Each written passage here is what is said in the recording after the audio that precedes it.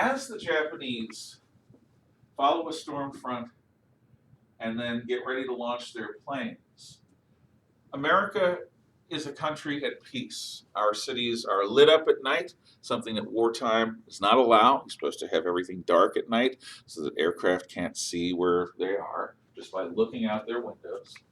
Our naval forces were in a state of relaxation. Most of our men and officers from our battleships were ashore drinking and carousing and doing what men do when they're in port. And Honolulu was a beautiful place if you were a young Navy officer with money and prospects. Now, as the Japanese aircraft approached the northern shores of Oahu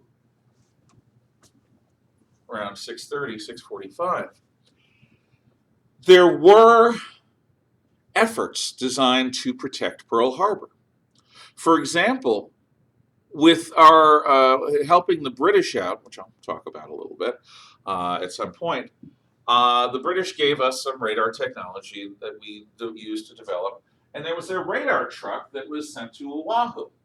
Now, the original place to put the radar truck is on top of the tallest mountain, so that it had a 360-degree field of scanning to detect approaching aircraft. But there was a local Audubon Society that didn't want a radar station by the military in the middle of their bird sanctuary.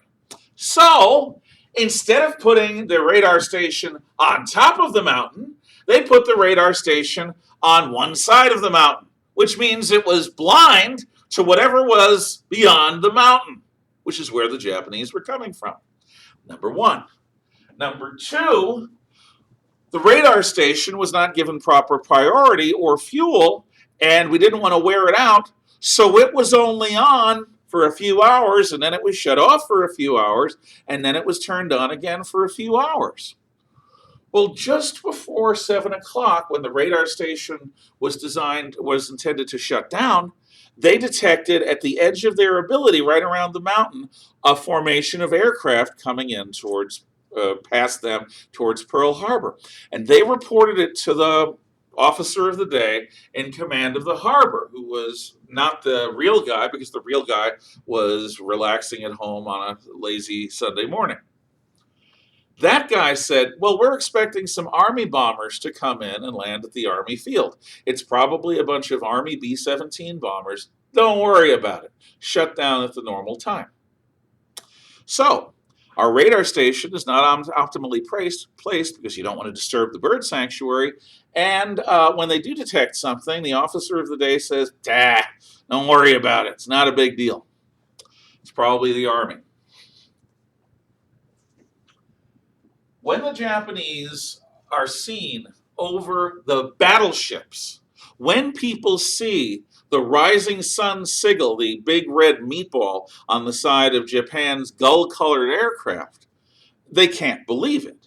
They assumed at first it was a Navy war games exercise. What happened in two waves of attacks over the next few hours is that our entire battle force, every battleship in the U.S. Pacific Fleet, was sunk at its anchor by dive bombers and torpedo planes. In the case of the Arizona, it was sunk so quickly that most of its men died, or actually were trapped immediately, and we're talking 1,000, 1,500 men. They're still there. The USS Arizona remains as a memorial, rusting and still leaking oil in the harbor at Pearl Harbor, just where it lay. Another one of our ships blew up, and cruisers and destroyers, smaller ships to battleships, were also hit. What was lucky is the Japanese did not hit our oil reserves. Had they done so, our ability to fight the war from Pearl Harbor would have been negated, and we would have had to go back over 1,000 miles to San Diego or San Francisco. Because without oil, there's not much point in having ships and planes. You don't have gas, you don't have ship's fuel. The second good thing is that our ships did not go out to sea. How is that good? Because had one of our ships, a destroyer or a cruiser or, God forbid, a battleship, made its way to the narrow channel between the sheltered harbor where everyone was docked and the outer sea, had they been sunk in that channel, it would have been weeks, at least, before anyone could have gone into or out of Pearl Harbor. They would have blocked up the harbor. Luckily, none of our ships got there and were sunk. The Japanese achieved complete surprise, and they sank all of our battleships. They achieved their objectives, except for one thing. The American aircraft carriers, who granted didn't have pilots quite as good as the Japanese, and there were only 2 of them in the area, the American aircraft carriers were on a mission. Their mission was to send aircraft to the U.S. Marine base at Wake Island, which is closer to Tokyo than it is to the other American territories.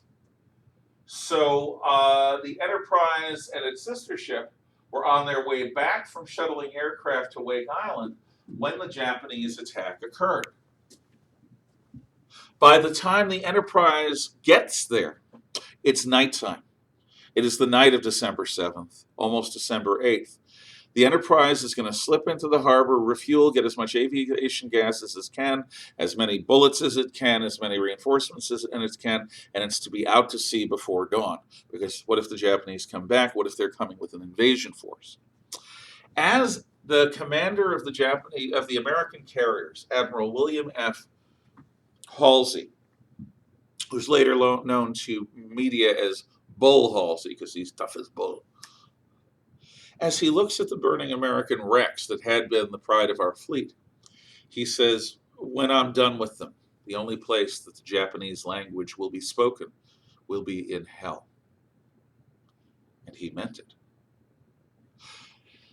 His order for the day, for his force the next day, was order number 1, kill Japs. Order number 2, kill more Japs. Order number 3, kill even more Japs. When we're at war with somebody, at least back in the 1940s, we didn't worry about offending them. While we were fighting them and while they were killing us, they were not Japanese, they were Japs to most Americans. We've become since more enlightened and sensitive and stuff. In any event, our carriers arrived too late. The Japanese have hit and run. But what they have not done, so Pearl Harbor was attacked, and Franklin Delano Roosevelt calls both houses of Congress together. This is the last time this has happened so far in American history. To a joint session of Congress, Roosevelt famously says, yesterday, December 7th, 1941, a date which will live in infamy. Naval and air forces of the Empire of Japan launched a dastardly and unprovoked attack on our base at Pearl Harbor.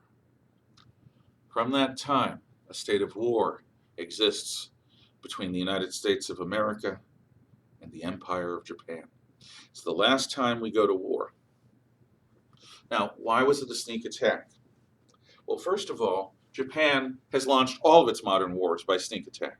It snuck attacked the Chinese in the Sino-Japanese War of 1894. It sent torpedo boats in to sink the Russian fleet at Port Arthur at the beginning of the 1904 Russo-Japanese War. It launched sneak attacks against German positions at the beginning of Japan's involvement in World War I in 1914. Should it surprise anyone? It used surprise attack, sneak attack methods at Manchuria in 1931 and throughout China in 1937. Should it surprise anyone that Japan would begin a war with the United States without using a sneak attack? But the Japanese were going to obey the letter of the law. Their ambassador in Washington was told to expect a message at a certain time and to be ready to decode it. But he didn't have somebody who was fluent at decoding it at the level of secrecy that message was.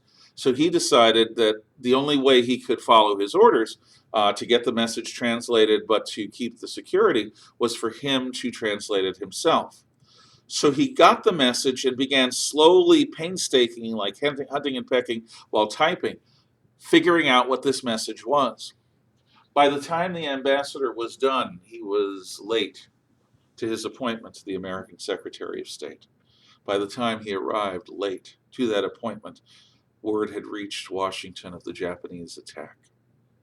It was intended that he would give his declaration of war mere minutes before the Japanese started destroying our ships. But the fine timing of it didn't quite work out. That's the way reality is. It never works perfectly, like in the plan. So instead of it being an attack that happens immediately after a declaration of war, the attack on Pearl Harbor is an attack that happens immediately before. And therefore, it's a sneak attack, it's a sucker punch, it's a backstab, it's a nasty, dishonorable mood. And I'll tell you something. Before Pearl Harbor, most Americans wanted nothing to do with the wars in Europe or Asia. Most Americans were not happy when President Roosevelt began a system of aid to the British. Roosevelt's calculation was that if Britain was allowed to fall, Germany would control all of Europe and would come after us. And if we had to go after Germany, it would be much better to do so with Britain as our ally than having to fight our way across the Atlantic back into Europe. So Roosevelt begins a system of deals. In return for American control of certain British Caribbean bases, the Americans would give 50 old four-stacker destroyers to the Royal Navy. Destroyers that were obsolete to us, but that the British desperately needed. Then there was the cash and carry system, where if any warring power, it was only going to be Britain because the Germans couldn't reach us because of the blockade. Any belligerent shows up with cash, they can take whatever they can buy from the port and carry it home. And that included weapons, ships, aircraft, whatever. So the cash and carry system allows the British to come and take advantage of American industry and start replenishing its losses, but it's not fair to the Germans. Meanwhile, out in the countryside, the great American hero, Charles Lindbergh, the aviator who first flew across the Atlantic in a nonstop solo flight, a world-famous guy who, like King Edward VIII of England, who had abdicated, was sort of beloved by the Nazis and was somewhat sympathetic to them, was the head of what was called the America First movement, which was a movement to keep America from entering the war with Great Britain, on the side of Great Britain. Ambassador Joseph Kennedy, President John F. Kennedy's father, was also a member of this movement. He thought that helping the British out was suicide, and he was our ambassador to the British. He eventually was replaced. Roosevelt then replaces cash and carry as the British run out of cash with a system called Lend-Lease, which allows the British to come and lease equipment from us without having to pay for it. All of this was about helping the British fight the Germans so that we wouldn't have to. But when the Japanese attack Pearl Harbor, the America First movement dissolves. Lindbergh joins the war effort very patriotically. And the next day, all across America, draft boards and Army recruiting stations, Navy, were all filled, Marines, with young men wanting to go and fight for their country. Now, that was to fight the Japanese. Now we come to a truly amazing and bizarre moment. Hitler sees the Japanese, their allies, begin a fight with the Americans. Now, the Japanese have been holding out on Hitler. Hitler's wanted the Japanese to attack Russia in its specific territories. It would really help Germany fight Stalin. But the Japanese have begged off. They've begged off because the Russians kicked Japanese butt at a place called Khalkhin Gol back in 1939. And the Japanese want nothing to do with fighting the Soviets. Germany has not gotten help from the Japanese, but Hitler, in a fit of pique or inspiration or whatever, decides regardless he's going to declare war on the United States. So 3 days after we declare war on Japan, Hitler declares war on the United States and dooms Germany. Dooms it. Declaring war on Russia was bad enough. Declaring war on the United States was suicide. So we'll see what happens after.